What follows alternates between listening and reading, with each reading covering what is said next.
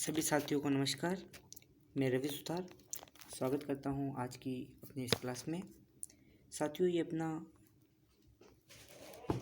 YouTube पे नया channel है और जो भी साथी नए हैं वो इसको सब्सक्राइब करें। और आज हम बात करेंगे भारत का भूगोल। भारत के भूगोल में भारत की अवस्थिति एवं विस्तार, जो भूगोल का प्रथम चैप्टर होता है, उसकी हम चर्चा करेंगे। साथियों, मैं आपको बता देना चाहता हूँ कि इस यूट्यूब चैनल पर मैं आपको राजस्थान का इतिहास, राजस्थान की कला संस्कृति और राजस्थान की भूगोल, इसके साथ में भारत का भूगोल और इसके साथ में भारत का इतिहास और जो भी अपनी राजनीतिक जैसे संविधान है और इसके अलावा जो भी जीके से संबंधित जो भी तथ्य हैं उस पर हम चर्चा करते रहेंगे समय के अनुसार। तो आज का हमारा जो टॉपिक है वह है भारत की अवस्थिति एवं विस्तार। तो स्टार्ट करते हैं। उससे पहले देख लेते हैं इसमें हम क्या क्या पढ़ेंगे आज। स्टार्टिंग में हम जो भारत का जो अलग अलग कालों के अनुसार जो नामकरण हुआ था उसकी चर्चा करेंगे और उसके बाद में अपन भारत का क्षेत्रफल कितना है और इसके अलावा भारत की अक्षांशीय स्थिति और देशांतरी स्थिति के बारे में बात करेंगे। भारत किस गोलार्ध का भाग है, पूरी गोलार्ध का है, उत्तरी गोलार्ध का है, किस हिसाब से इसका। और इसके अलावा अपन उत्तर से दक्षिण इसकी लंबाई कितनी है, चौड़ाई कितनी है, पूर्व से पश्चिम, इसके अलावा उत्तरतम बिंदु, दक्षिणतम बिंदु। साथियों, ये मैंने खुद अपने नोट्स लिखा है और अपने हाथों से लिखा है, तो इनको आप अच्छी तरह से देख सकते हो और चाहो तो नोट्स भी बना सकते हो। बिल्कुल एक एक चीज़ को मैप वाइज इसमें समझाया गया है। तो साथियों, अपन एक एक चीज़ में देखेंगे कि बांग्लादेश भारत के किन किन राज्यों से सीमा लगाता है और चाइना, इसके अलावा पाकिस्तान, नेपाल, सारे देशों की चर्चा हम यहाँ पे करेंगे। तो साथियों, स्टार्ट करते हैं।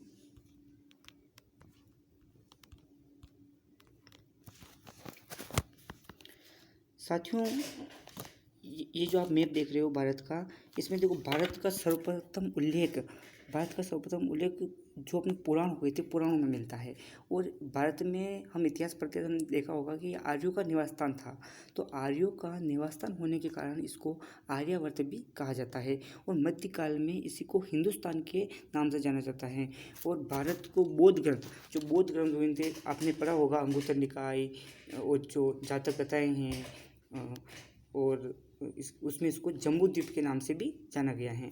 ऋग्वेदिक काल, आपने इतिहास में ऋग्वेद काल और उत्तरवेदिक काल भी पढ़ा है। तो ऋग्वेदिक काल में इसको भरत जन के नाम से भी जाना जाता था साथियों। इसके अलावा अपन देख पाते हैं कि संविधान यानी आज की जो वर्तमान की स्थिति है, इस वर्तमान की स्थिति में आपको पता है हम क्या कहते हैं, हम इसको भारत और इंडिया के नाम से जानते हैं। ये इंडिया जो शब्द हैं, यह इंडोई, ग्रीक भाषा एक शब्द है इंडोई, इससे भी मिलता है। आपने इतिहास में पढ़ा होगा कि इंडस जो सिंधु नदी है उसके नाम पर भी इसका नाम इंडिया रखा गया है। इसके अलावा साथियों, हम आगे बढ़ते हैं। हम देखते हैं कि भारत का क्षेत्रफल, वैसे तो आजकल सबको पता है भारत का क्षेत्रफल क्या होता है। फिर भी हम देखते हैं कि 32,87,263 वर्ग किलोमीटर भारत का क्षेत्रफल है, जो विश्व के कुल क्षेत्रफल का कितना है, विश्व के कुल क्षेत्रफल का यह हो जाता है अपने 2.4%। कितना हो जाता है साथियों, 2.4% यह विश्व के कुल क्षेत्रफल का हो जाता है।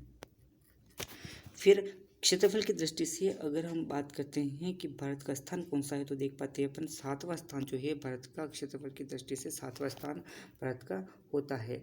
उसके अलावा जो अब प्रथम कौन सा, रूस। अब रूस, बहुतों को तो अभी तक ये भी नहीं पता होता है कि रूस किस महाद्वीप का भाग है, लेकिन आपको ये बताना है कि रूस किस महाद्वीप का भाग है, कमेंट करके। और दूसरा जो क्षेत्रफल की दृष्टि से जो देश है वह कौन सा है, तो कनाडा किस महाद्वीप का भाग है ये भी आपको बताना है, कनाडा। और उसके अलावा चाइना अपना एशिया का है। यूएसए, यह उत्तरी अमेरिका का है। यूएसए की राजधानी क्या है, वाशिंगटन डीसी। इसके अलावा ब्राज़ील जो है दक्षिण अमेरिका का देश है। साथियों, को पता होगा कि ब्राज़ील में अमेज़न के वन भी हैं, वो भी अपन बात करेंगे। ऑस्ट्रेलिया ये 6ठे स्थान पे है और भारत जो अपन का 7वां स्थान रखता है।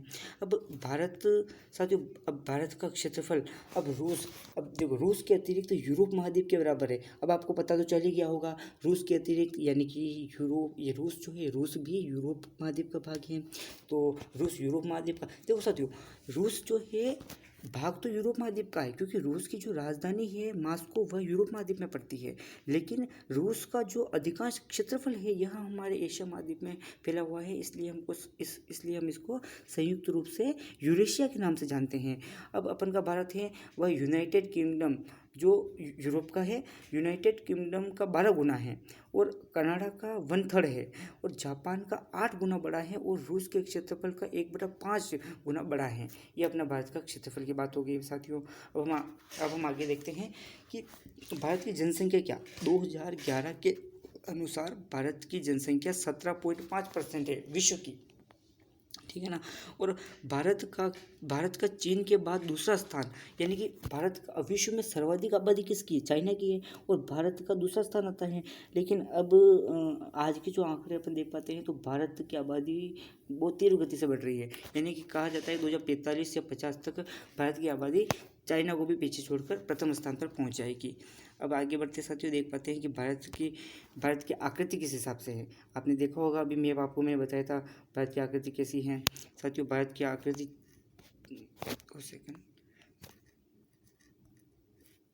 ये देखिए साथियों, ये देखो, ये आप मैप देख पा रहे हैं कि किस चतुष्कोणीय आकृति भारत की है। चतुष्कोणीय समचतुर्भुज। भारत की अवस्थिति के बारे में बात करते हैं। देखो साथियों, ये डिटेल बताने से पहले मैं आपको एक मैप के द्वारा बता देना चाहता हूँ। ये आप मैप देख पा रहे हैं, ये देखो। अब भारत उत्तर दक्षिण पूर्व पश्चिम, ये आप दिशा लिख रखी है, ये उत्तर है साथियों, ये उत्तर हैं। अब उत्तर से दक्षिण, अब मैं आपको एक बार विश्व के संदर्भ में बताता हूँ इसको।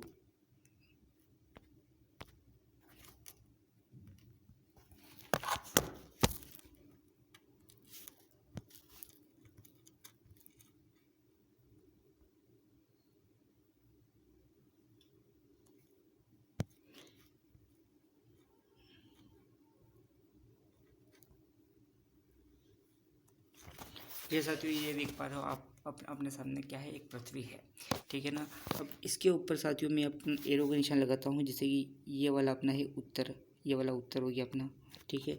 और ये वाला एरो दक्षिण की तरफ हो गया, और ये वाला एरो पूर्व की तरफ, और ये पश्चिम की तरफ, ठीक है साथियों। अब ये अपना पश्चिम हो जाता है साथियों, ये अपना पूर्व हो जाता है, और ये अपना उत्तर दिशा हो जाती है, और ये अपनी दक्षिण दिशा हो जाती है साथियों, ठीक है। अब भारत की स्थिति यहाँ पे कैसी है, देखो साथियों, आपने अक्षांश और देशांतर, हालांकि हम अब चर्चा करेंगे, वो विश्व भूगोल का टॉपिक हो जाता है। लेकिन अब जैसे कि साथियों मैं यहाँ पे एक लाइन ड्रॉ करता हूँ, जैसे कि ये वाली लाइन देखो, इसको अलग कलर से भी ले सकते हैं अपन, ग्रीन कलर से ले लेते हैं ना, जैसे कि ये वाली लाइन मैंने ड्रॉ की, और एक लाइन ऊपर से नीचे ड्रॉ की, ठीक है साथियों। अब यहाँ पे आप देख रहे हो उत्तर दक्षिण पूर्व पश्चिम, ठीक है। अब उत्तर यानी कि भारत तो उत्तरी गोलार्ध में ही है, यहाँ पे भारत की लोकेशन अपन को देखने को मिलती है साथियों। ये देखो आप, ये जो छोटा सा एरो, ये जो स्क्वायर मैंने बनाया है, यहाँ पे आपको भारत की स्थिति देखने को मिलेगी, यानी कि भारत उत्तरी तो गोलार्ध में है और पूर्वी गोलार्ध में है, यानी हम संयुक्त रूप से इसको कह सकते हैं कि भारत उत्तर पूर्वी गोलार्ध में स्थित है। तो ये आपने देखा साथियों। अब अपन बात करते हैं कंप्लीट। देखो, ये जो अपना भारत है, यहाँ उत्तर से दक्षिण इसकी लंबाई की बात करें तो ये 3214 किलोमीटर इसकी लंबाई उत्तर से दक्षिण है, और पूर्व से पश्चिम इसकी 2933 चौड़ाई है, 2933 किलोमीटर इसकी चौड़ाई है। और इसका पश्चिमतम बिंदु की बात करें तो वो गोहर मोती है, जो गुजरात के अंतर्गत आता है। और इसका पूर्वी बिंदु की बात करते हैं तो वह बिंदु है साथियों किबुतो, जो अरुणाचल प्रदेश का हिस्सा है। और उत्तरतम बिंदु की बात करेंगे तो वह इंदिरा कोल है साथियों। और दक्षिणतम बिंदु की चर्चा हम करेंगे तो वह वह केप कैमोरिन या कन्याकुमारी, इसको कुमारी अंतरिप के नाम से भी जानते हैं, जो तमिलनाडु में आता है। यह मुख्य भूमिका है साथियों। ये केप कैमोरिन जो है, आपको विशेष ध्यान रखना है कि जब आपको मुख्य भूमि से पूछा जाए तो आप केप कैमोरिन, कन्याकुमारी या कुमारी अंतरिप कह सकते हो। लेकिन आपको भारत का दक्षिणतम बिंदु कहा जाए तो आपको इंदिरा पॉइंट या इंदिरा पॉइंट के नाम से, इंदिरा कोल ऊपर का है साथियों। उत्तरतम बिंदु पूछे तो वह आपका इंदिरा कोल है लद्दाख का, और दक्षिणतम पॉइंट पूछे तो वह आपका है इंदिरा पॉइंट या पार्सन पॉइंट के नाम से भी इसको जानते हैं साथियों। इसको अपन हाईलाइट भी कर सकते हैं, ये आपका इंदिरा पॉइंट और पार्सन पॉइंट है साथियों। तो जो 6 डिग्री 4 मिनट उत्तरी अक्षांश पर स्थित है, हम अक्षांश स्थिति भी बात करेंगे तो ये जो इंदिरा पॉइंट वाला जो है दक्षिणतम बिंदु, ये 6 डिग्री 4 मिनट उत्तरी अक्षांश पर स्थित है।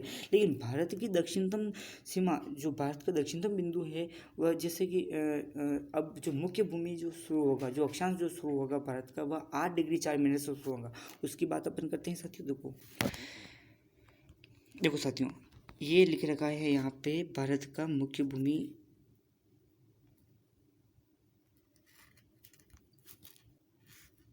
देखो साथियों, ये जो अक्षांश लिख रखा है ना, ये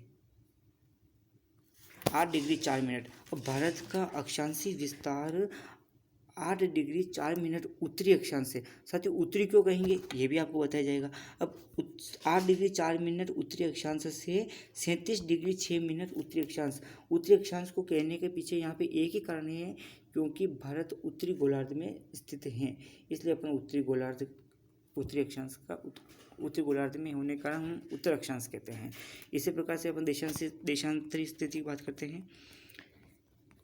अब देशांतरी स्थिति में अपन ने अभी देखा था कि भारत पूर्वी गोलार्ध में स्थित है, इसलिए अपन 68 डिग्री 7 मिनट पूर्वी देशांतर से 97 डिग्री 25 मिनट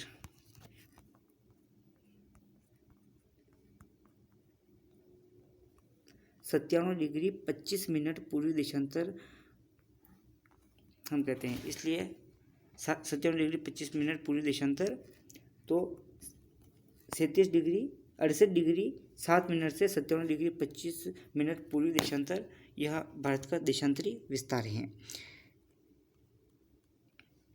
अब साथियों अपन थ्योरी पे आते हैं। भारत की अवस्थिति विश्व के संदर्भ में अपने बात की। विश्व यानी ग्लोब में अपन ने भारत की स्थिति देखी। मैंने बताया था कि अक्षांशीय दृष्टि से भारत उत्तरी गोलार्ध में स्थित है, और भारत का अक्षांशीय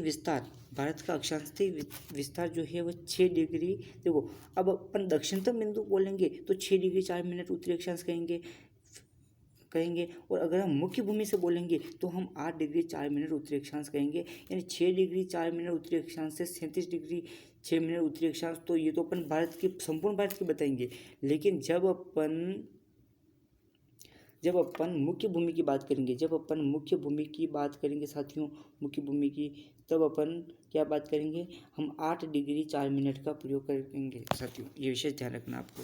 जब आपको मुख्य भूमि के लिए पूछा जाए तो 8 डिग्री 4 मिनट उत्तरी अक्षांश से बताएंगे आप, और जब आपको भारत की संपूर्ण पूछा जाए तो फिर आपको 6 डिग्री 4 मिनट जो वह अपन ने वो पॉइंट देखा था, दक्षिणतम पॉइंट जो इंदिरा पॉइंट के नाम से जाना जाता है, वो आपको बतानी है।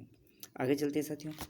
भारत कितने अक्षांशों के मध्य स्थित है। अब आपको अगर विस्तार पूछा जाए कि अक्षांश, यानी कि हमने पढ़ा कि 8 डिग्री 4 मिनट उत्तरी अक्षांश से 37 डिग्री 6 मिनट उत्तरी अक्षांश, इसके बीच में कितने अक्षांश आते हैं, तो 29 डिग्री 2 मिनट ये इतने अक्षांश इसमें आते हैं साथियों। भारत की उत्तर से दक्षिण लंबाई कितनी है, तो वो आपने देखा था 3214 किलोमीटर है। देखो साथियों, ज्योग्राफी अगर आपको पढ़नी है तो आपको संपूर्ण मैप का प्रयोग करना ही पड़ेगा, वरना ऐसे थ्योरी आपको कम समझ में आएगी। भारत का उत्तरतम बिंदु क्या है, आपने भी देखा था कि भारत का उत्तरतम इंदिरा कोल है, जो लद्दाख में स्थित हैं। देखो लद्दाख अब पहले जम्मू कश्मीर का भाग था, अब सबको पता है कि लद्दाख एक केंद्र शासित प्रदेश है, और जम्मू कश्मीर भी एक केंद्र शासित प्रदेश है। भारत का दक्षिणतम बिंदु क्या है, इंदिरा पॉइंट है, जो भी हमने देखा था ग्रेट निकोबार में स्थित है। भारत की मुख्य भूमि का दक्षिणतम बिंदु, अब भारत की मुख्य भूमि का दक्षिणतम बिंदु क्या है साथियों, ये भी हमने देखा कन्याकुमारी, ये मुख्य भूमि पे है कन्याकुमारी, कुमारी अंतरिप और केप कैमोरिन, ठीक है। और देशांतरी स्थिति पूर्वी गोलार्ध। अब देशांतरी स्थिति से भारत किस में स्थित है, पूर्वी गोलार्ध में स्थित है। भारत का देशांतरी विस्तार कितना है 68 डिग्री 7 मिनट पूर्व देशांतर से 57 डिग्री 25 मिनट पूर्व देशांतर। भारत कितने देशांतरों के मध्य स्थित है 29 डिग्री 18 मिनट। देखो अब आपको दोनों को अंतर करना आना चाहिए कि भारत का अक्षांशी अगर आपको कितने अक्षांश पूछे तो 29 डिग्री 2 मिनट बताओगे, और आपको देशांतर पूछे तो 29 डिग्री 18 मिनट देशांतर बताओगे। ये विशेष अंतर रखना आप। भारत का पश्चिमतम बिंदु कौन सा, वो भी अपने देखा था, गुजरात की तरफ है, ग्वार मोती गुजरात। भारत का पूर्वोत्तम बिंदु कौन सा है, किबुतु अरुणाचल प्रदेश, वो भी हमने देखा था। भारत की पूर्व से पश्चिम चौड़ाई भी हमने देखी थी 2933 किलोमीटर है। भारत की लंबाई तथा चौड़ाई का अंतर कितना है, तो अब जो अपन ने लंबाई और चौड़ाई उसमें आप अंतर निकाल सकते हो, नॉर्मल सी बात है। भारत के दक्षिणतम बिंदु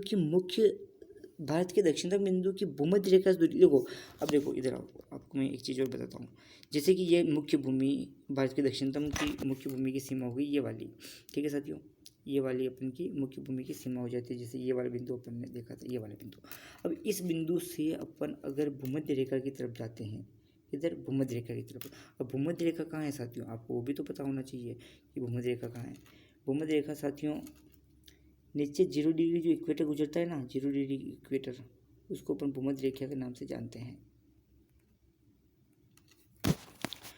ठीक है। तो अब इस बिंदु से लगा के इस भूमध्य रेखा के बीच में जो भारत की मुख्य दक्षिणतम सीमा जो है, यहाँ से भूमध्य रेखा के बीच में कितनी दूरी है, तो वो कितनी दूरी है 876। भारत के दक्षिणतम बिंदु की मुख्य भूमध्य रेखा से दूरी 876 किलोमीटर है। विश्व ग्लोब में भारत की स्थिति कितनी है, अब हमने विश्व के संदर्भ में भी देखा था, तो वो कितनी थी उत्तर पूर्व से, जिसको हम ईशान कोण के नाम से जानते हैं। और एशिया महाद्वीप में पूछे भारत की स्थिति, तो एशिया महाद्वीप में अपन कह सकते हैं दक्षिण में है। ये अपन ने देख ही लिया।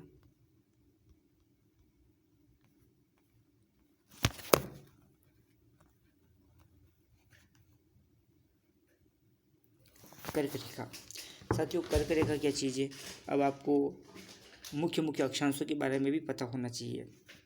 एक तो होती है मकर रेखा, एक होती है कर्क रेखा, और एक होती है भूमध्य रेखा। देखो तीनों आपको मैं समझा देता हूँ यहाँ पे। यहाँ देखते हैं अपन साथियों, जैसे कि ये अपना इक्वेटर है, ठीक है। इक्वेटर क्या, पृथ्वी है जैसे,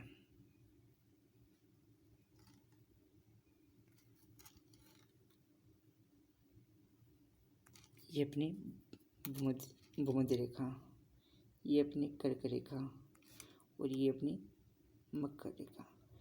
ये आपका 0 डिग्री अक्षांश हो जाएगा साथियों। ये आपका 23.5 डिग्री उत्तर अक्षांश, और यही आपका सेम नीचे हो जाएगा 23.5 डिग्री दक्षिण अक्षांश।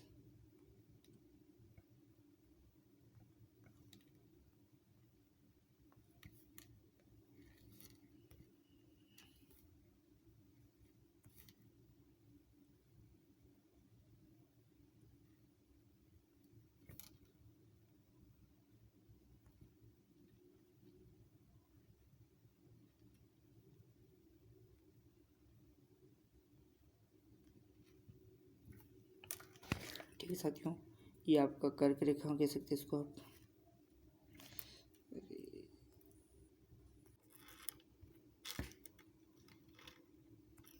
ये अपनी पृथ्वी है।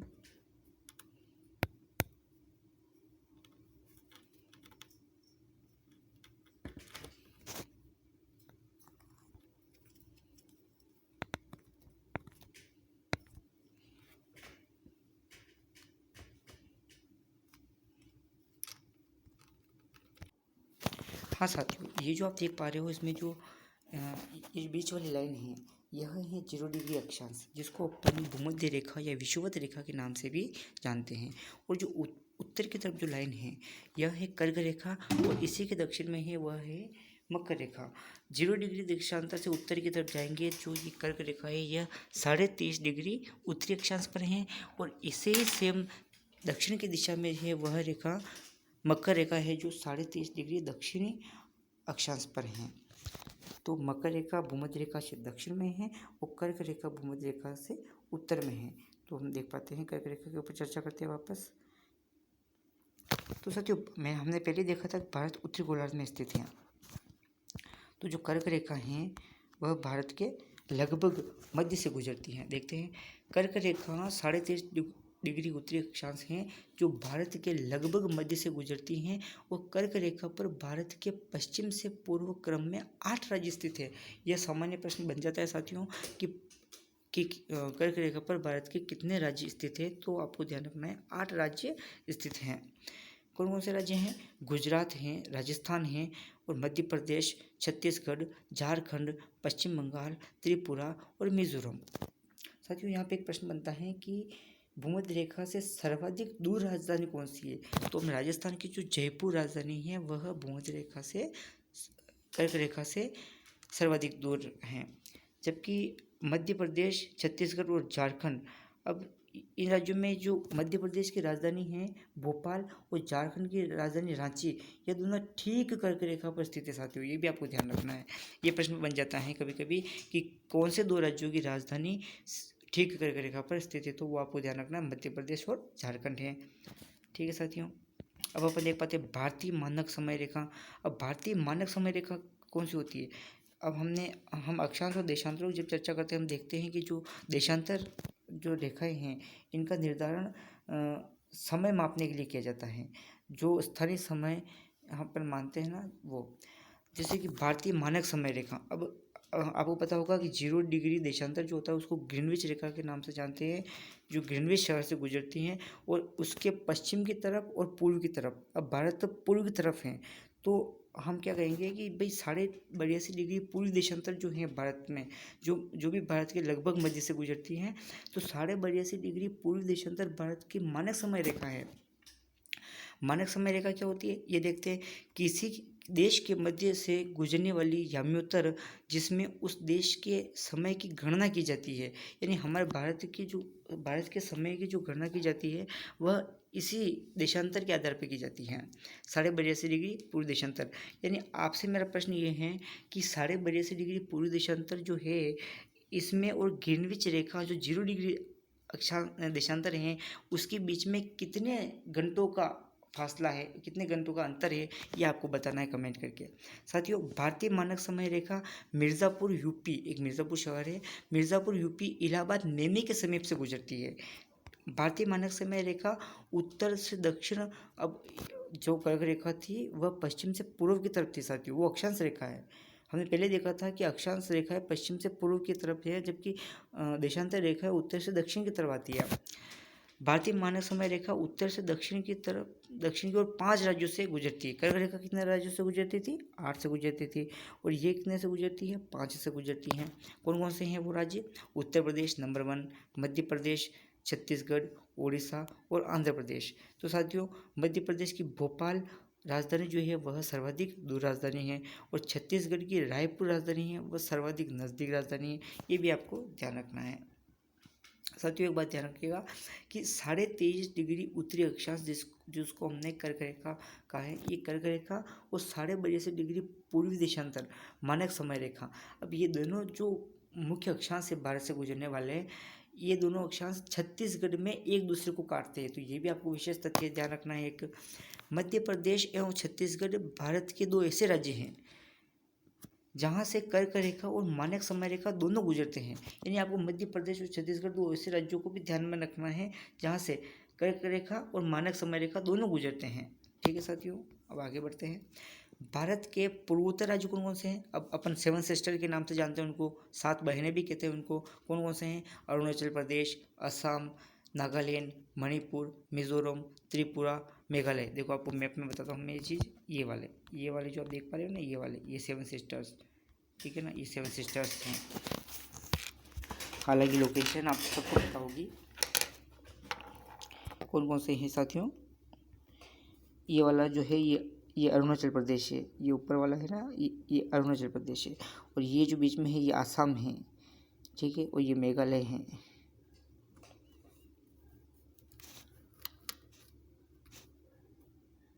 ये आपका नागालैंड हो जाता है। ठीक है साथियों। और इसके अलावा ये आपका वापस मिज़ोरम है, ये वाला मिज़ोरम है।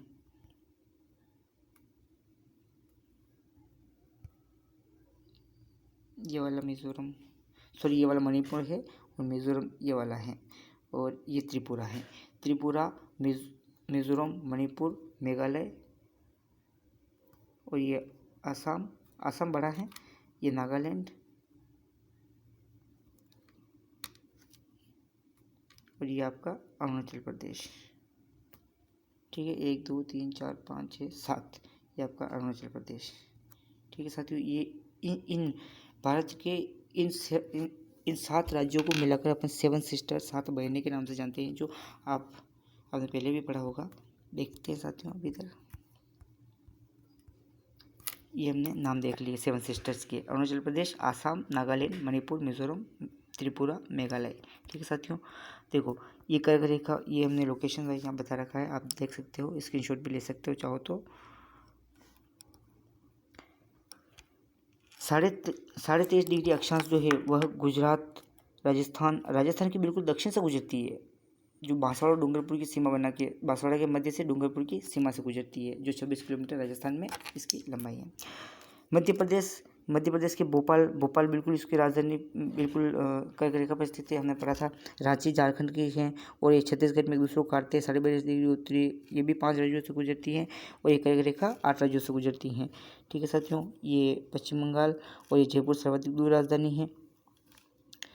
ये त्रिपुरा, इसकी राजधानी अगरतला। आपको सभी राज्यों की राजधानी तो याद होनी चाहिए। आगे देखते हैं दोस्तों साथियों, अब भारत की सीमा की बात अगर हम करें तो भारत की सीमा को अपन स्थलीय सीमा और तटीय सीमा 2 प्रकार से बांटते हैं। ठीक है ना, तो स्थलीय सीमा और तटीय सीमा, स्थलीय सीमा 15,200 और तटीय सीमा 15,200 किलोमीटर तो स्थलीय सीमा हो जाती है।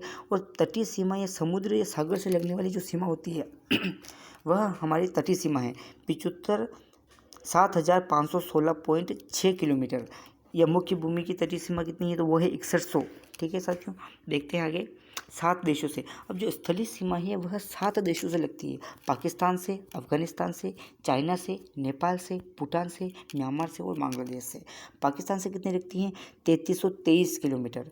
अफगानिस्तान से 106 किलोमीटर, चाइना से 3488 किलोमीटर, नेपाल से 1751 किलोमीटर, भूटान से 699 किलोमीटर, और म्यांमार से 1643 किलोमीटर, और बांग्लादेश से लगती हैं सर्वाधिक, जो 4096.7 किलोमीटर लगती है साथियों।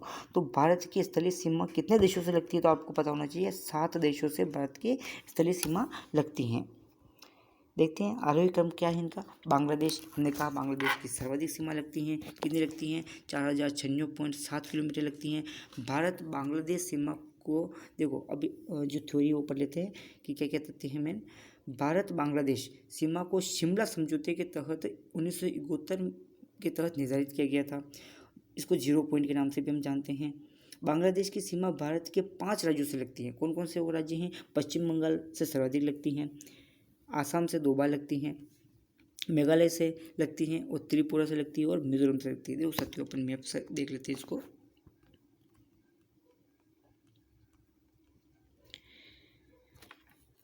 देखो साथियों, ये अपना है बांग्लादेश। ये जो पूरा आप देख पा रहे हो, ये जिस बॉक्स में है, मैं आपको बताता हूँ, ये जो बॉक्स में आप देख पा रहे हो ना,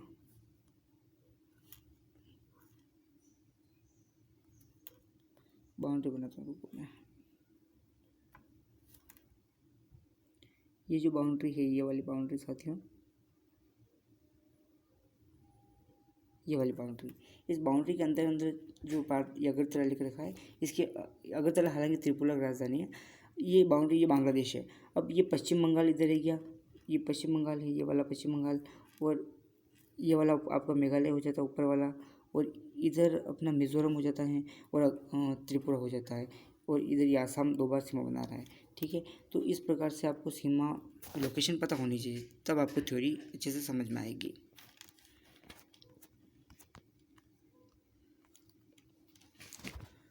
तो पश्चिम बंगाल सर्वाधिक सीमा बनाता है, असम 2 बार बनाता है, लेकिन फिर भी 2 बार बनाने के बावजूद भी इसकी सीमा न्यूनतम है बांग्लादेश के साथ में। मेघालय बनाता है, त्रिपुरा बनाता है और मिजोरम बनाता है। 3 बीघा कॉरिडोर और 2.5 गज गलियारा विवाद का कारण भी इसी के साथ है, जो 7 मई 2015 100वें संविधान संशोधन के माध्यम से इसको समाप्त कर दिया गया। और चाइना, अब चाइना के साथ कौन कौन से, चाइना दूसरा देश, अब चाइना की जो है वो 3488 किलोमीटर है अपनी सीमा, ठीक है। और 4 राज्य बनाते हैं भारत के और एक केंद्र शासित प्रदेश बनाता है। 4 राज्य कौन कौन से बनाते हैं? हिमाचल प्रदेश, उत्तराखंड, सिक्किम और अरुणाचल प्रदेश। ये भी आपको मैप वाइज, लोकेशन वाइज पता होनी चाहिए साथियों, इसलिए आपको मैप को तो हमेशा देखना ही देखना है। मैप को जब तक नहीं देखोगे तब तक ये ज्योग्राफी क्लियर नहीं होने वाली है। अब चाइना कहाँ है? देखो इधर आओ, देखो साथियों, ये है अपना पूरा चाइना, ठीक है। लद्दाख, लद्दाख वाला पार्ट ये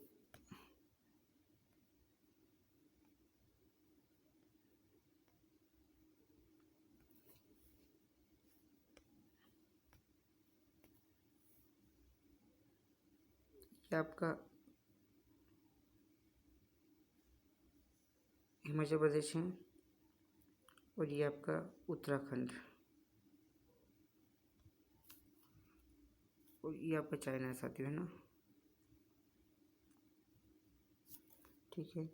और यहाँ पे जो देश है ना, एक देश है यहाँ पे, ध्यान रखना, नेपाल है।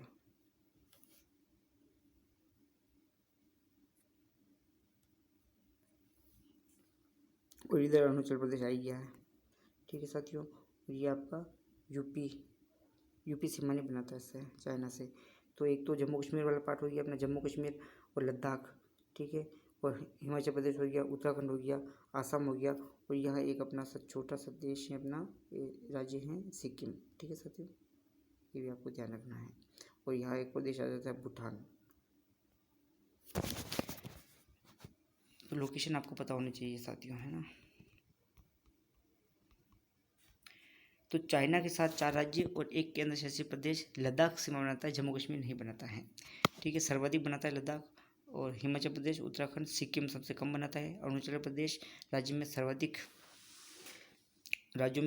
कौन सा बनाता है? तो अरुणाचल प्रदेश बनाता है, और सिक्किम राज्यों में सबसे कम बनाता है। 1914 में सर हेनरी मैकमोहन के द्वारा इसका नाम मैकमोहन रखा गया है।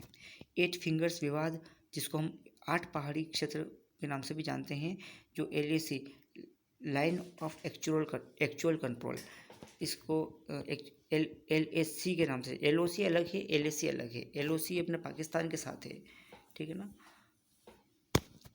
1962 में इसको LAC का निर्धारण किया गया। अक्साई चीन विवाद भी इसी से जुड़ा हुआ है, जो पोंगांग जिनवल गलवान घाटी में आता है, ठीक है साथियों। पाकिस्तान 3323 किलोमीटर, अब पाकिस्तान की भारत के साथ सीमा कितनी रखती है? 3323 किलोमीटर, जिसमें 2 केंद्र शासित प्रदेश आ जाते हैं और 3 राज्य सीमा बनाते हैं। कौन से केंद्र शासित प्रदेश हैं वो? एक तो ये लद्दाख और दूसरा जम्मू कश्मीर, जो ऊपर के अभी नए बने हैं। पंजाब, राजस्थान और गुजरात। अब राजस्थान सर्वाधिक बनाता है, जबकि गुजरात न्यूनतम बनाता है। अब जिस प्रकार से चाइना के साथ भारत की सीमा रेखा किस नाम से जानी जाती थी? मैकमोहन रेखा, सर हेनरी मैकमोहन के द्वारा निर्धारण किया गया था। उसी प्रकार से रेडक्लिफ रेखा, यह भी सर सिरिल रेडक्लिफ के नाम पर इसका नाम रेडक्लिफ रेखा रखा गया है। 15 अगस्त 1947 को तत्कालीन सीमा आयोग के एक अध्यक्ष होते हैं सर सिरिल रेडक्लिफ, इनके नाम पर इसका नाम रेडक्लिफ रेखा रखा गया। ये अध्यारोपित है और ये कलम से निर्मित रेखा है, कृत्रिम रेखा कह सकते हैं इसको आप। POK, पाक अधिकृत कश्मीर, और भारत के मध्य रेखा LOC, हमने कहा था वो LAC है, और ये पाकिस्तान के साथ LOC है, नियंत्रण रेखा है ये। और सर्किक विवाद भी अपना पाकिस्तान के साथ ही जुड़ा हुआ है, जो 24 डिग्री चैनल, कहाँ है 24 डिग्री चैनल? बताता हूँ, देखो इधर आओ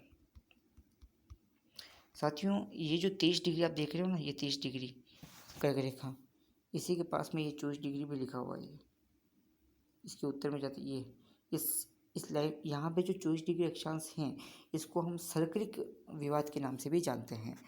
तो ये भी आपको पता होना चाहिए।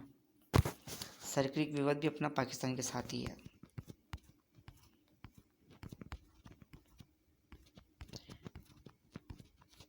अब अपन बात करते हैं नेपाल। नेपाल के साथ भारत की सीमा लगती है 1751 किलोमीटर। यह एक बफर स्टेट। साथियों, बफर स्टेट क्या होता है? बफर स्टेट यानी अपन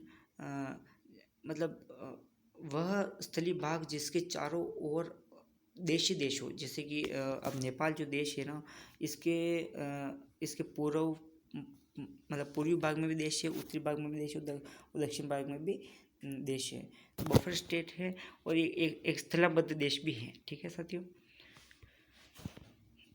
नेपाल के साथ भारत के 5 राज्य सीमा बनाते हैं। कौन कौन से बनाते हैं? उत्तराखंड, उत्तर प्रदेश सर्वाधिक बनाता है, और बिहार, पश्चिम बंगाल न्यूनतम बनाता है, और सिक्किम बनाता है साथियों। ये देखो नेपाल, ये अपना नेपाल है, मैंने बताया था आपको। जैसे कि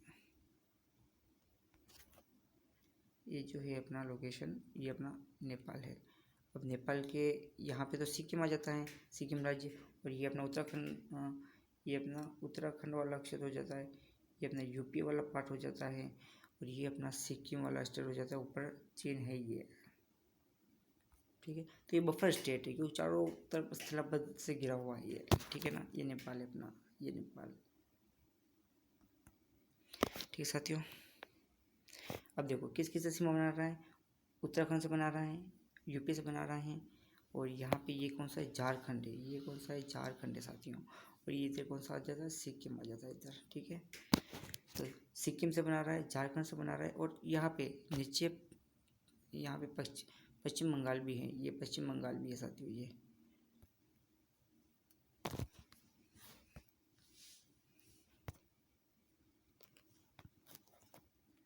ये अपना पश्चिम बंगाल है जो भी यहाँ से सीमा बनाता है।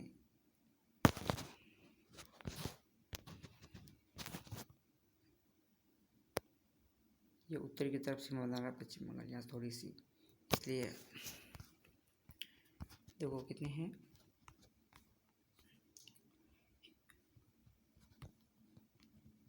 पाकिस्तान की बात हमने करी, नेपाल, उत्तराखंड, उत्तर प्रदेश, बिहार, पश्चिम बंगाल और सिक्किम। ठीक है साथियों,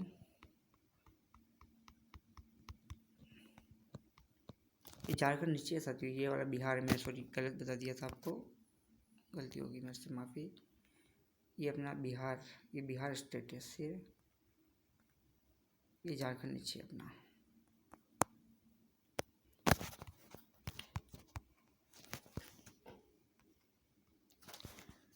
तो हमने चाइना की बात कर ली, पाकिस्तान की बात हमारी होगी, नेपाल की बात हमने की। देखो एक विवाद पूछा जाता है, लिपु लेक काला पानी विवाद। यह भारत नेपाल के मध्य सीमा विवाद है। जो काली नदी यहाँ पे सीमा बनाती है, ध्यान रखना। तो भारत और नेपाल के बीच में आपको अगर सीमा विवाद पूछ लिया जाए तो लिपु लेक काला पानी विवाद हो जाएगा। भूटान के साथ भारत की सीमा लगती है 699 किलोमीटर। भारत की चार राज्य सीमा बनाते हैं। कौन कौन से हैं? सिक्किम और पश्चिम बंगाल।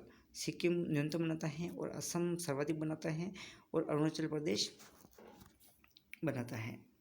ठीक है साथियों, अफगानिस्तान के साथ में 106 किलोमीटर सीमा लगती है। दुरंड रेखा, अब देखो जिस प्रकार से रेड क्लिफ रेखा पाकिस्तान के साथ सीमा हमारी है, और जो सीमा अपन की चाइना के साथ में है उसको मैकमोहन कहते हैं। उसी प्रकार से जो सीमा हमारे 106 किलोमीटर पाकिस्तान से लगती हैं उसको हम दुरंड रेखा के नाम से जानते हैं। 12 नवंबर 1983 को सर मोर्टिमर डुरंड के द्वारा निर्धारण किया गया है।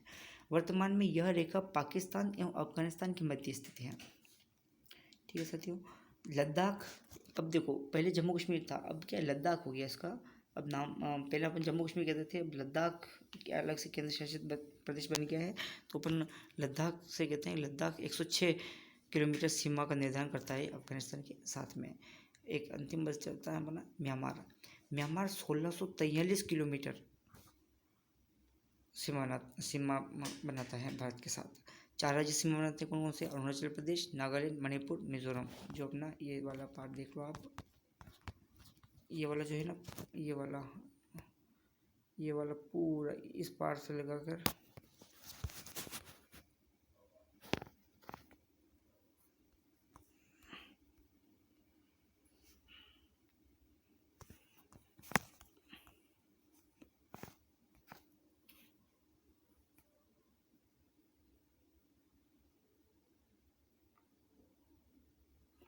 ये इस पार्ट की तरफ ये जितना भी आप देख पा रहे हो ये म्यांमार है और ये अपने भारत के राज्य हैं जो इसके सीमा लगाते हैं। कौन कौन सा हो जाता है? मिजोरम, मणिपुर, नागालैंड और अरुणाचल प्रदेश।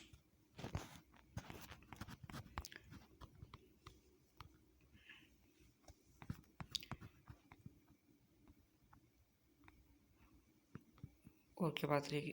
भारत के वे राज्य व केंद्र शासित प्रदेश जो 3 देशों से सीमा लगाते हैं। साथियों, अब भारत के वे राज्य और केंद्र शासित प्रदेश जो 3 देशों से सीमा लगाते हैं। अब लद्दाख जो है वो चाइना से भी लगता है, अफगानिस्तान से भी लगता है, पाकिस्तान से भी लगता है। सिक्किम नेपाल, चाइना और भूटान से लगता है। अरुणाचल प्रदेश भूटान, चाइना और म्यांमार से लगता है। और पश्चिम बंगाल नेपाल, भूटान और बांग्लादेश से लगता है। तो आपको साथियों ये चारों याद होने चाहिए कि लद्दाख किस किस देश से लगाता है। तो लद्दाख चाइना से भी लगता है, अफगानिस्तान से लगता है, पाकिस्तान से लगता है। सिक्किम जो है वो नेपाल से लगता है, चाइना से लगता है, भूटान से लगता है। अरुणाचल प्रदेश जो है वो भूटान, चाइना और म्यांमार तीनों से लगाता है। और पश्चिम बंगाल जो है वो नेपाल, भूटान और बांग्लादेश 3 देशों से सीमा लगते हैं। तो ये वे राज्य और केंद्र शासित प्रदेश हैं जो 3 देशों से सीमा लगाते हैं साथियों। इसके अलावा भारत की तटीय सीमा, साथियों वीडियो थोड़ा लंबा हो जाएगा पर चलो ओपन कर लेते हैं।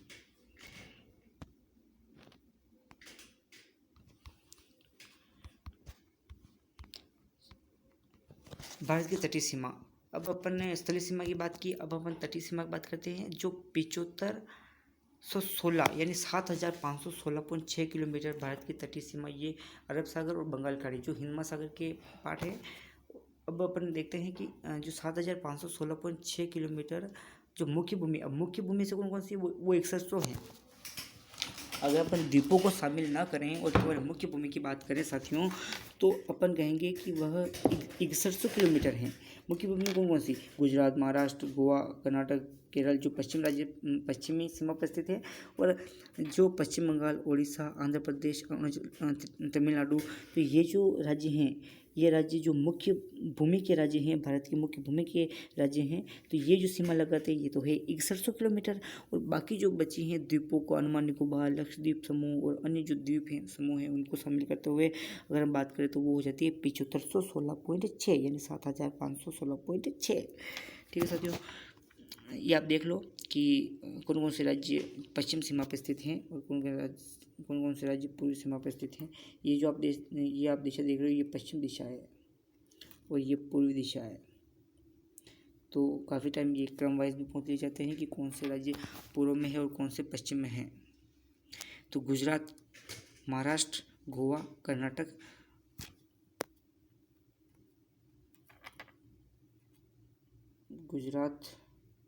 महाराष्ट्र, गोवा, कर्नाटक और केरल, ये जो 1 2 3 4 5 ये 5 राज्य जो हैं ये पश्चिम सीमा पर स्थित हैं। आपको क्रम भी पता होना चाहिए कि गुजरात कहाँ है, महाराष्ट्र कहाँ है। तो गुजरात प्रथम पे गुजरात, दूसरे पे महाराष्ट्र, तीसरे पे गोवा, चौथे पे कर्नाटक और पांचवें पे केरल। ये राज्य पश्चिम सीमा पे आते हैं जो तटीय सीमा बनाते हैं।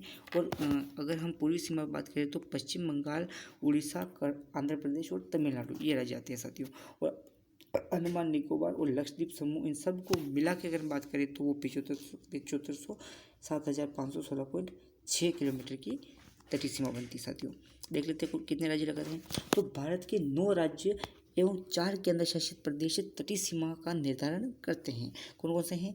तो पश्चिमी राज्य गुजरात, अब गुजरात तटीय सीमा और स्थलीय सीमा दोनों बनाता है, ये आपको विशेष ध्यान रखना है।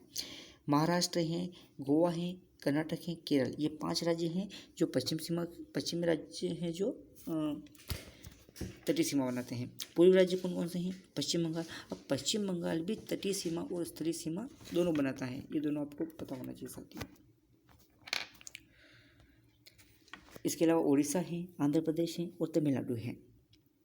और केंद्र शासित प्रदेश में बात करें तो अंडमान निकोबार सबसे ज़्यादा लगा ही रहा है, लक्षद्वीप समूह हो जाते हैं, पांडुचेरी हो जाती हैं और दमन द्वीप हो जाता है, जो दमन द्वीप न्यूनतम लगाता है।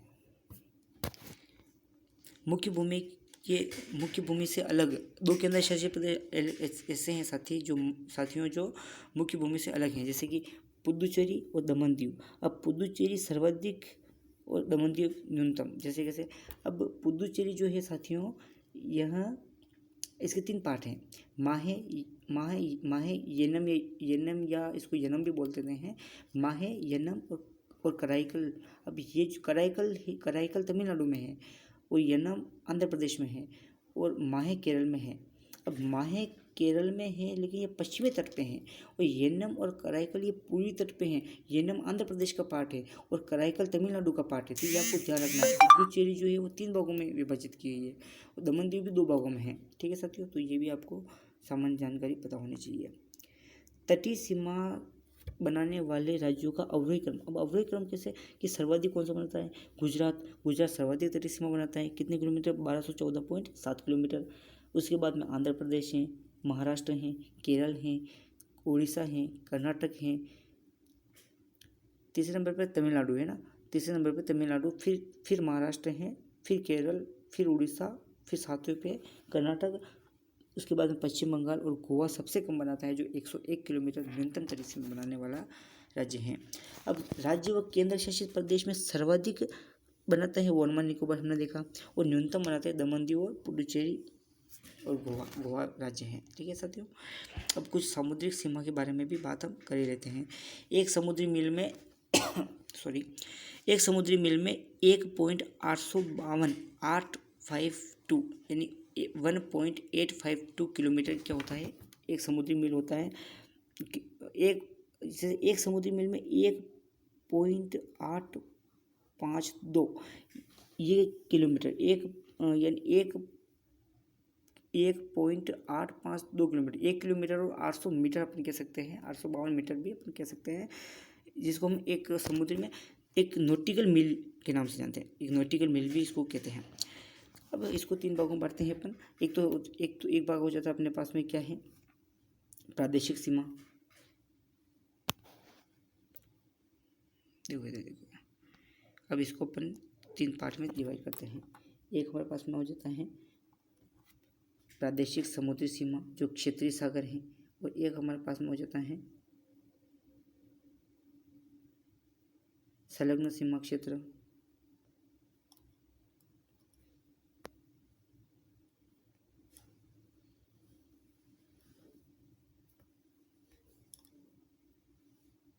एक तो प्रादेशिक समुद्री सीमा, एक संलग्न सीमा क्षेत्र, अविच्छिन्न सागर, और एक अनन्य आर्थिक क्षेत्र। तो ये क्या चीज़ होती है, इनको अपन विस्तार से समझते हैं कि भाई संलग्न क्षेत्र, अविच्छिन्न मंडल कौन सा है, कैसे क्या। देखो साथियों, अपने जो तटीय सीमा है, अब इसके आसपास में क्या होता है कि अगर हम 12 समुद्री मील यानी हम कह सकते हैं 22.224 किलोमीटर, यानी 22 किलोमीटर या 200 मीटर, 22 किलोमीटर तक यानी 12 समुद्री मील तक अगर अपन व्यापार करते हैं, जैसे कि वो हमारी प्रादेशिक समुद्री सीमा है।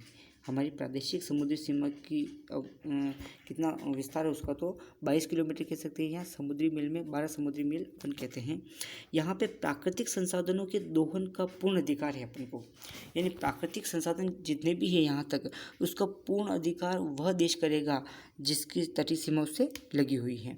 जैसे अब इसी के साथ में अगर हम इस सीमा से, अपने तटीय सीमा से 24 समुद्री मील देखें तो वह 44 किलोमीटर हो जाता है साथियों। 44 किलोमीटर 400 मीटर। तो ये 44 किलोमीटर तक जो है वह कौन सी हो जाती है? तो वह संलग्न क्षेत्र हो जाता है, अविच्छिन्न मंडल हो जाता है।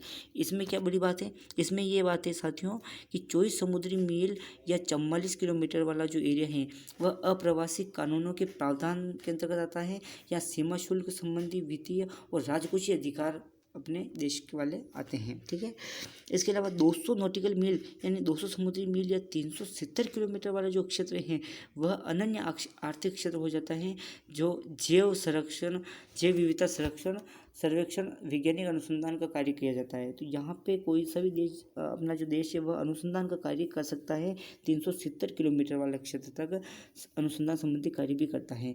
सामुद्रिक संसाधनों का संरक्षण और सर्वेक्षण दोहन संबंधी यहाँ पे भी कार्य होते हैं। कितना? 200 समुद्री मील या 370 किलोमीटर तक।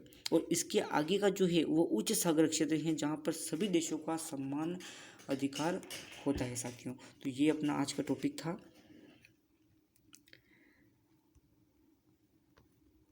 जय हिंद साथियों, अब मिलते हैं अगले वीडियो में। और आपको पसंद आई हो तो सब्सक्राइब कीजिएगा चैनल को, और लाइक कीजिएगा, और अधिक से अधिक शेयर कीजिएगा। थैंक यू साथियों।